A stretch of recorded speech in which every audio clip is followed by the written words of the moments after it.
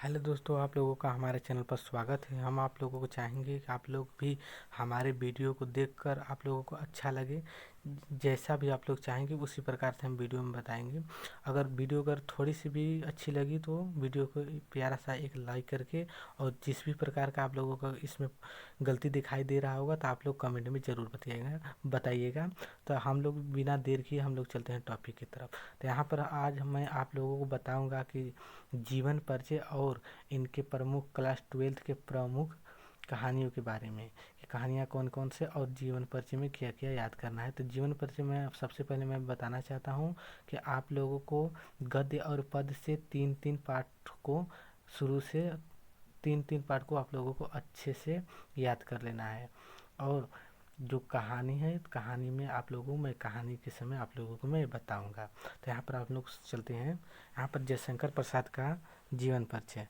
तो यहाँ पर आप लोग देख सकते हैं जयशंकर प्रसाद का जन्म काशी के एक प्रतिष्ठित वैश्य परिवार में सन 1889 ईस्वी में हुआ था।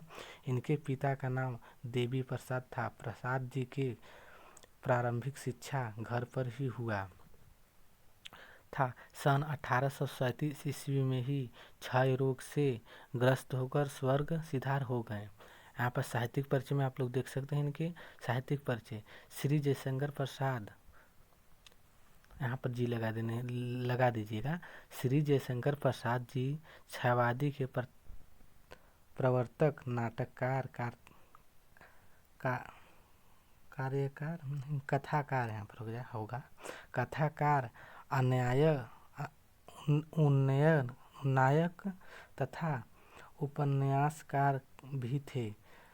विशुद्ध मानवता आदि दृष्टिकोण वाले प्रसाद जी ने अपने काव्य में आध्यात्मिक आनंदवाद की प्रतिष्ठा की है। प्रेम और सौंदर्य इनके काव्य के प्रमुख विषय रहे हैं।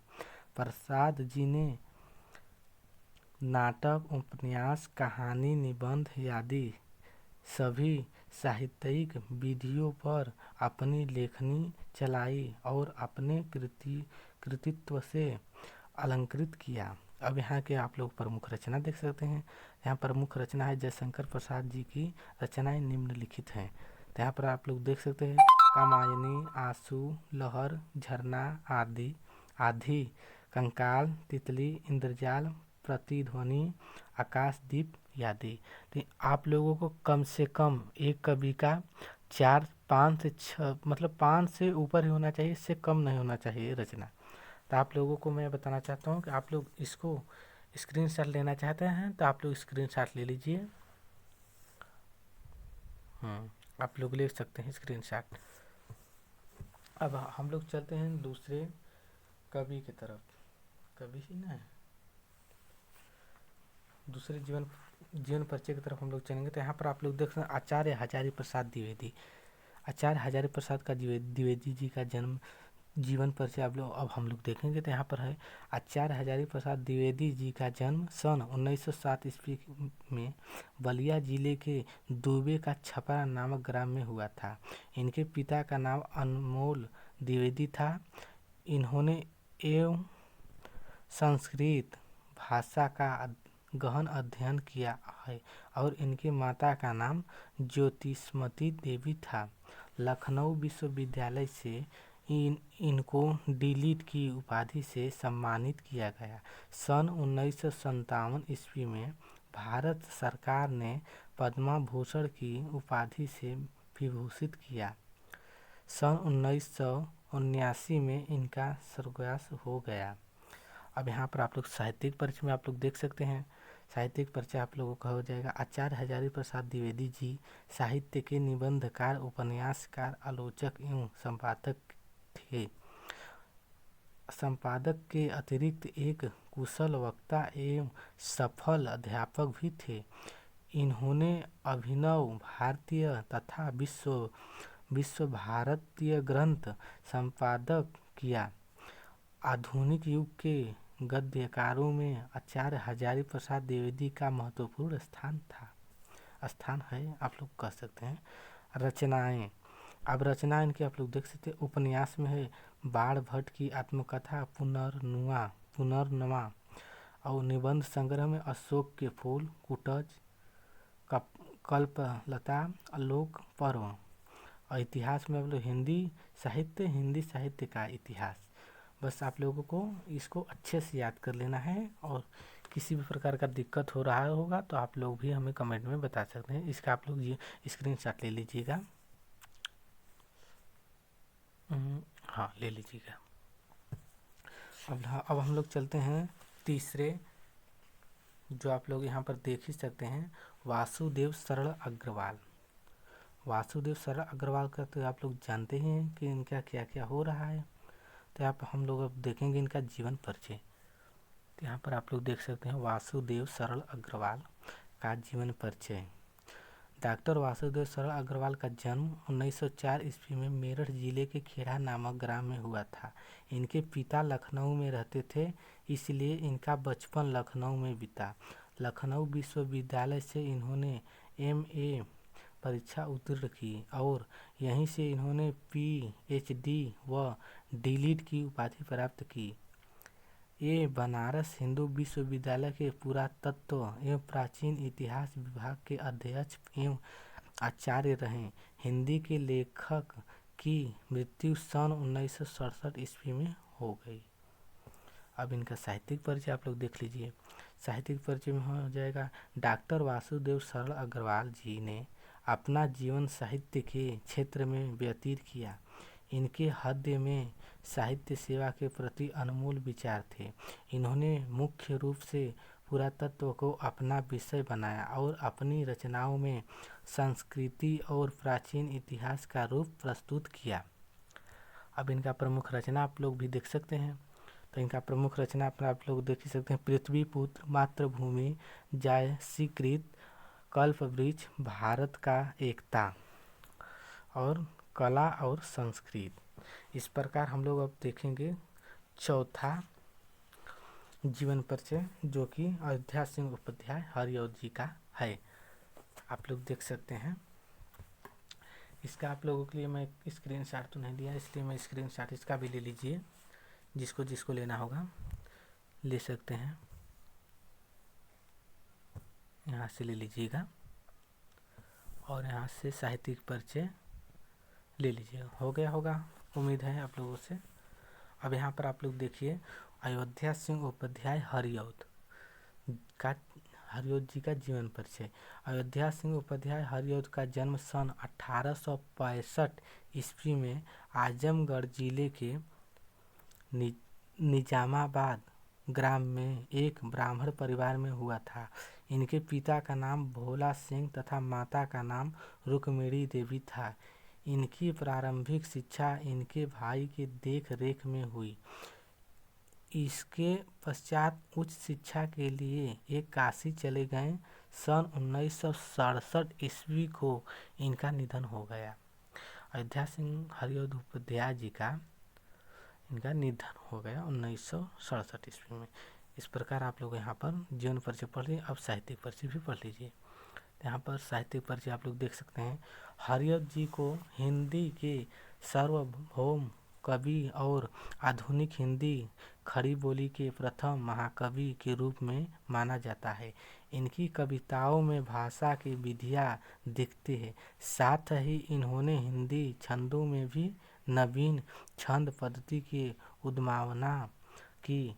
इनका यहाँ पर दो बार हो गया है। इनका महाकाव्य प्रिय प्रवास अपनी काव्य ग्रंथ विशेषताओं के कारण हिंदी महाकाव्यों में माइलस्टोन माना जाता है। इन्होंने गद्य और पद्य दोनों में ही सफलतापूर्वक रचना की है। अब यहाँ पर हम चाहेंगे आप लोग इसका पहले स्क्रीनशॉट ले लीजिए और फिर इसका ले लीजिए साहित्यिक परिचय। अब यहाँ पर हम लोग रचना की बात करेंगे। अब यहाँ पर आप लोग रचना देख सकते हैं कि उपन्यास ठेठ हिंदी के ठाठ आधालिक फूल, और काव्य ग्रंथ में देख सकते हैं बोल चाल रुक्मिणी प्रेम प्रपंच। काव्य में देख सकते हैं प्रिय प्रवास, वैदोही, बनारस, रस कलश। इस प्रकार हम लोग 4 गद्य और पद्य दोनों को हम लोग बताया दो दो करके। तो इस प्रकार आप लोग चाहते हैं कि इसका वीडियो मैं और बनाऊं तो आप लोग कमेंट करके ज़रूर बताइए, तभी मैं बनाऊंगा, अन्यथा मैं नहीं बनाऊंगा। अब हम लोग चलते हैं कहानी की तरफ। जो इम्पोर्टेंट कहानी है उस कहानी को हम लोग पढ़ेंगे। आप लोगों को दो ही ऐसा इम्पोर्टेंट कहानी को मैं बताऊंगा जो आप लोगों को बोर्ड परीक्षा में आने का चांस है। तो बने रहिए इस वीडियो पर। फिर से हम बताना चाहेंगे कि आप लोगों को मैं बता चुका हूं कि जो कहानी में जो बताने वाला हूँ बहुत ही इम्पोर्टेंट है। तो हम लोग यहाँ पर बिना देरी स्टार्ट करते हैं। यहाँ पर आप लोग देख सकते हैं पंचलाइट कहानी का सारांश हम लोग जानेंगे।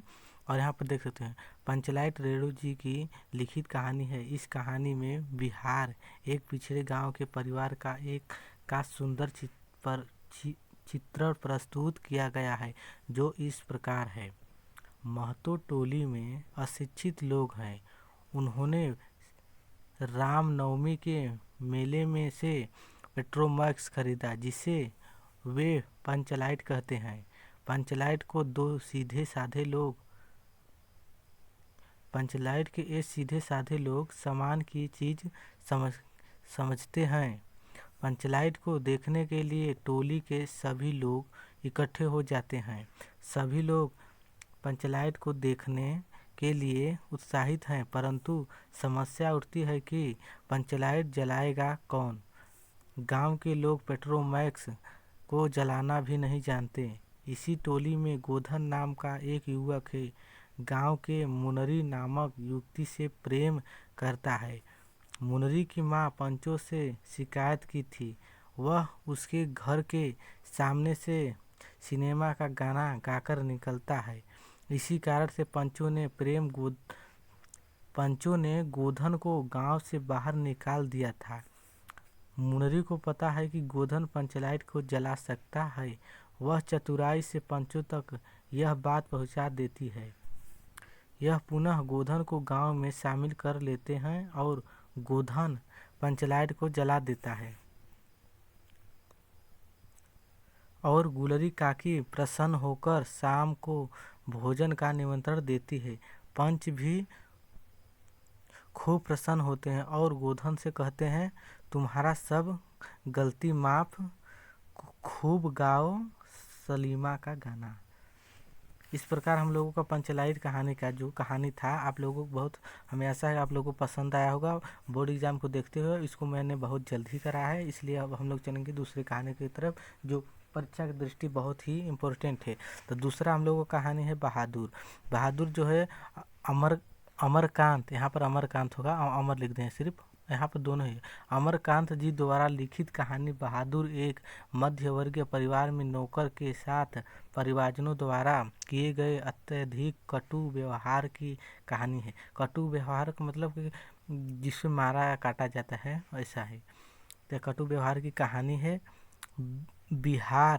बहादुर नेपाल का एक 13-14 साल का लड़का है जो अपनी माँ के दुर्व्यवहार से तंग आकर घर छोड़कर शहर चला आता है और निर्मला के परिवार में नौकर रख लिया जाता है। निर्मला और उसका परिवार बहादुर के प्रति पहले तो अच्छा व्यवहार करते हैं, परंतु धीरे धीरे कठोरता बरतने लगते हैं। वह घर का सारा कार्य करता है, इसी बावजूद उसके साथ गाली गलौज मारपीट का नौबल आ जाता है। झूठी मोटी चोरियों का इल्जाम लगाकर उसे अपमानित किया जाता है और पीटा जाता है। अंततः बहादुर घर छोड़कर चला जाता है। अब परिवार का सभी सदस्य उसे ढूंढते हैं, क्योंकि उसके कारण सब आराम के आड़ी हो चुके थे। बहादुर के घर छोड़ जाने पर वे सभी पश्चात करते हैं तथा अच्छा करने के लिए सोचते हैं, परंतु अपछताए होत का जब चिड़िया चुग गई खेत। बहादुर में सहनशीलता और स्वाभिमान की भावना कूट कूट कर भरी हुई है। इसी चरित्र के कारण हमें यह कहानी प्रिय है। अगर आप लोग यहाँ तक आ चुके हैं तो वीडियो को प्लीज़ सब्सक्राइब कर लीजिएगा। मिलते हैं नेक्स्ट वीडियो में, तब तक के लिए बाय।